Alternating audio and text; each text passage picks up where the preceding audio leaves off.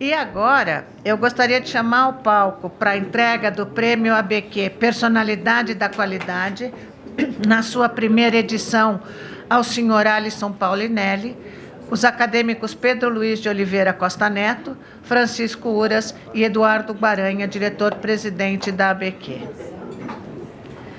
Esse prêmio está sendo concedido ao senhor Alisson Paulinelli,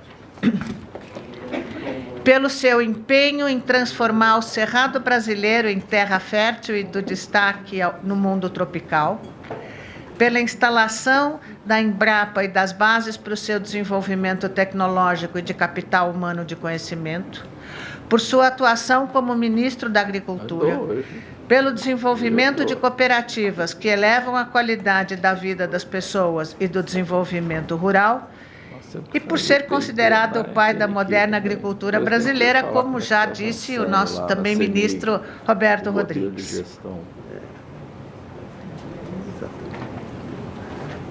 O dinheiro lá. Envolveu o médico e a área mais científica também.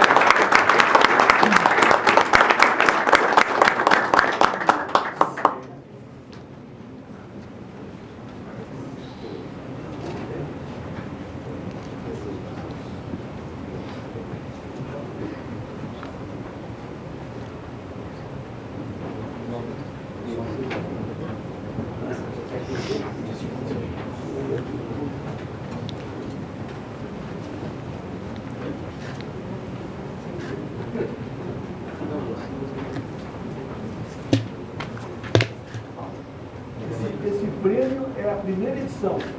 A partir de 2019, nós instituímos esse prêmio.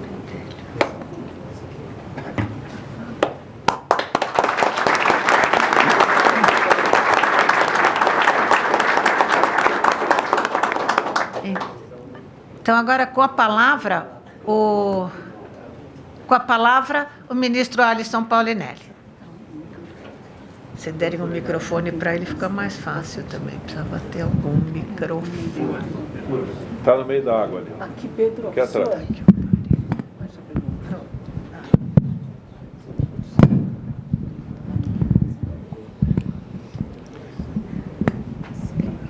Senhores membros da nossa Associação Academia Brasileira de Qualidade,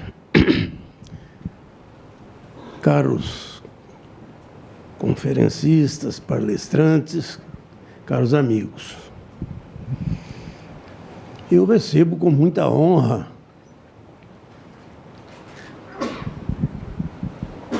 esta homenagem que me fazem.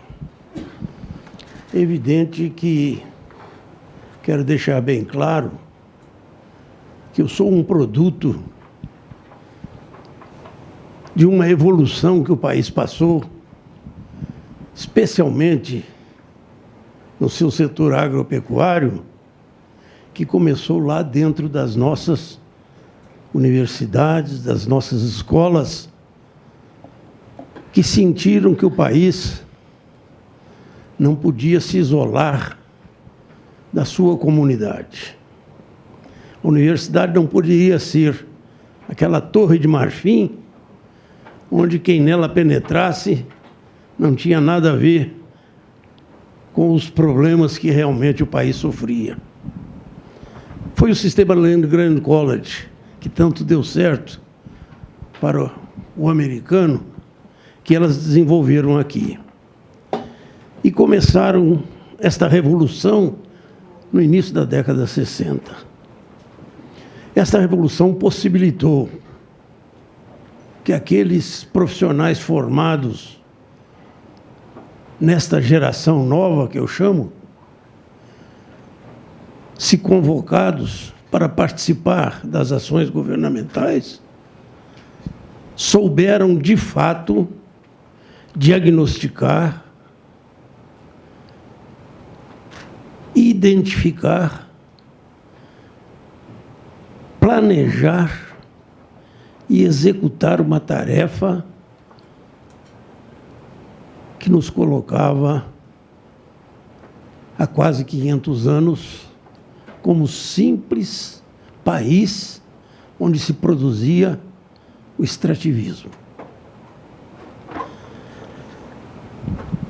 Por isso que, ao receber esta homenagem, eu sinto que dobra a nossa responsabilidade em evitar que se percam essas evoluções que nós tivemos. O Brasil fez, sim, uma verdadeira revolução no seu setor agropecuário. Até 1970, éramos apenas importadores de alimentos. Exportávamos só produtos tropicais que não eram produzidos na grande região que quadrimilenarmente dominou o mercado internacional. Era o café, o cacau, a borracha, a madeira tropical, às vezes o açúcar, às vezes o algodão, mas não éramos capazes de competir efetivamente. Precisávamos mudar esse quadro. E a identificação foi que este mundo só desenvolveu tecnologia, inovações eficientes no hemisfério temperado, onde as condições, especialmente de clima, são tão diferentes. E fizeram com que eles, aproveitando algumas vantagens comparativas, dominassem efetivamente o mercado internacional. Foi esta geração, surgida destas nossas universidades, que enxergaram a possibilidade de resolver um problema crucial que tínhamos na década de 70. De um lado, uma indústria ainda obsoleta, que não conseguia competir e exigia subsídios. De outro lado, uma importação incômoda de 1/3 dos alimentos que consumíamos. E a crise do petróleo em 73 veio colocar o Brasil numa posição incômoda. Nós importávamos 80% do petróleo que consumíamos e o petróleo acabava em uma semana de passar de $3 para $11, 15, 19, 30 e assim sucessivamente. Seria a falência do Brasil. Participei, sim, da mesa decisória, onde procurou buscar estrategicamente a nossa saída. Mudar-se um modelo industrial em 10, 15 anos não era possível. Com a tecnologia existente, descobrir-se petróleo suficiente para aquela demanda, não tínhamos condições, o país ia parar.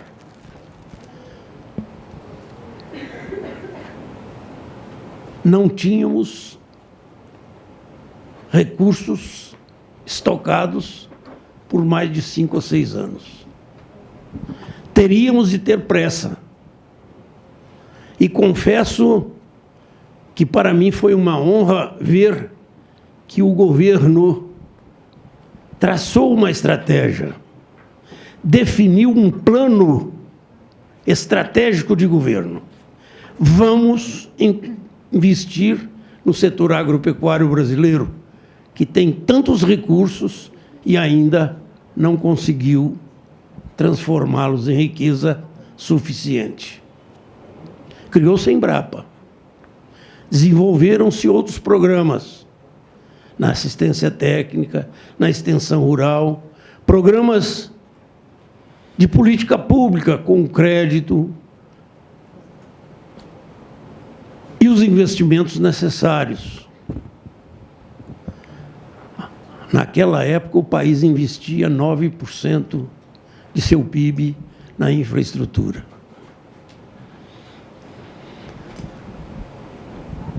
Podemos confessar, especialmente a minha pessoa, que foi a responsável por colocar esse plano em execução. que não houve por parte do governo, por mais aperto ou deficiência que ele tivesse na área econômica, os recursos necessários para implementar este plano. Acreditávamos, sim, nas possibilidades desta agricultura tropical, mas sabíamos que só pela ciência, pela tecnologia e pelas inovações que nós conseguíssemos, iríamos poder transformar os recursos naturais de nossos biomas tropicais, antes não explorados, em lugar nenhum do mundo, em riquezas verdadeiras. Deu-se oportunidade à juventude brasileira, que foi convocada a participar, treinada, e obtiveram, sim, em instituições renovadas, onde o objetivo principal era cumprido. É bom chamar a atenção que antes as instituições de pesquisa no Brasil, no setor agropecuário, eram da administração direta, que não tinham capacidade de cumprir a sua missão. Deu-se à Embrapa a autonomia necessária. A Embrater, idem. E, principalmente, montaram-se programas com sacrifício do Tesouro Nacional, investindo na capacidade e na competência dos produtores brasileiros. O programa Polo Centro era uma aventura.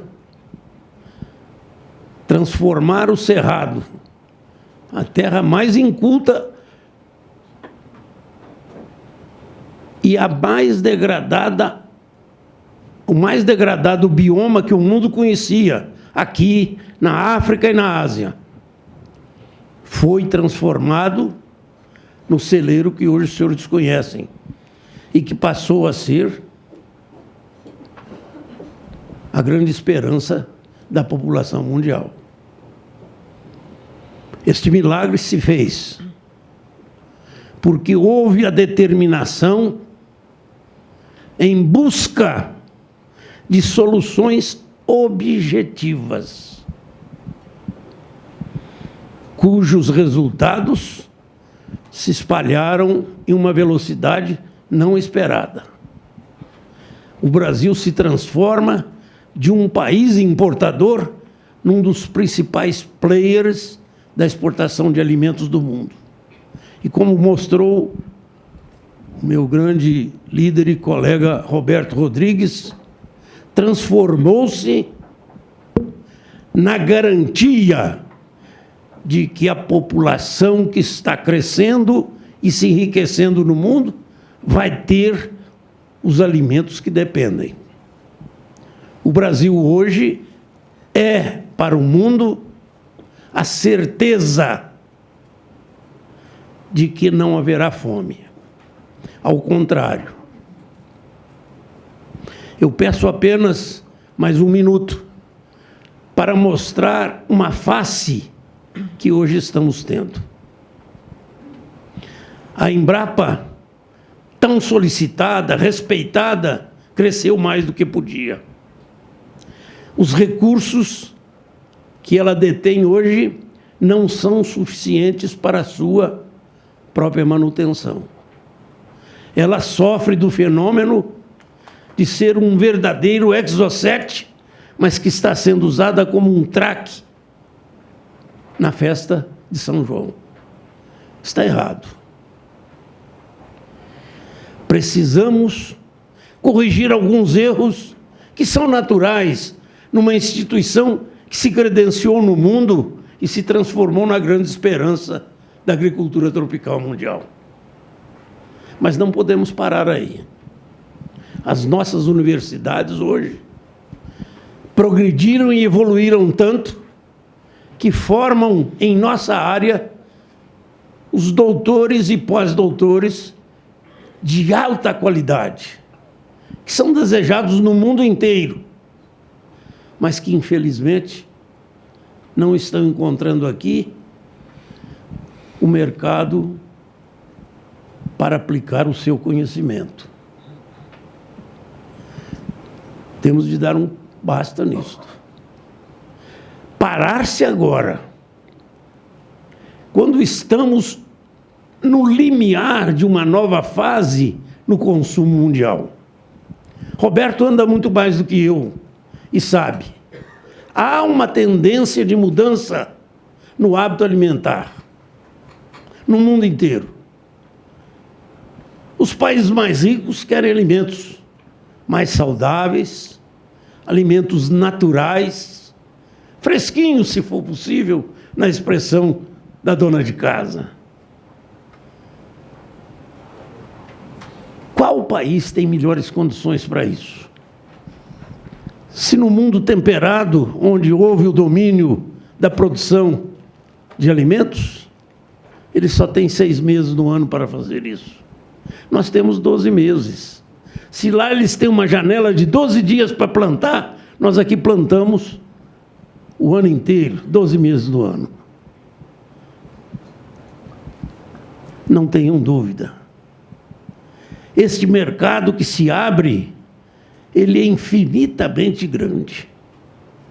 Não é só aquele mercado que o Roberto se referiu, que nós temos que produzir no mínimo 41% da nova demanda. É um mercado muito mais exigente e que vai exigir produtos com maior intensidade do uso da mão de obra. E aqui eu faço uma observação importantíssima, que temos de alertar a governos. O crescimento da agricultura brasileira foi feita por agricultores mais competentes, que tivessem níveis educacionais, ou básico ou formal, mais elevado. E nós conseguimos, nesses 40 anos, incorporar nesse processo produtivo competitivo apenas 832 mil doutores, segundo a nossa própria estatística. Mas, de outro lado, ficaram aqueles que formalmente menos educados, com menor vocação, com menor conhecimento, somam hoje não produtores, porque eles não têm capacidade nem para a sua própria subsistência.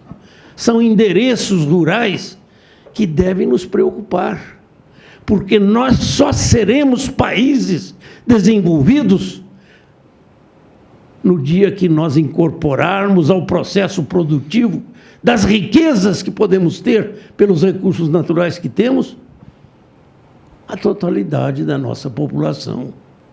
20% das propriedades brasileiras é muito pouco. Esse é o cuidado que nós precisamos de investir. E eu chamo a atenção que este novo mercado quer exatamente produtos com maior uso de mão de obra. Chegou a hora de nós investirmos maciçamente na tecnologia desta agricultura natural, saudável, que o mundo deseja. E segurar para o futuro o verdadeiro mercado que pode transformar o Brasil num país rico e, sobretudo, desenvolvido, com igualdade social e garantia de que não estamos degradando os recursos naturais que dispomos. Muito obrigado. Esse grupo da qualidade... Este grupo da qualidade pode influenciar, neste momento, a esta renovação que surge no Brasil, o caminho certo para que o setor agrícola brasileiro continue a engrandecer esse país. Muito obrigado.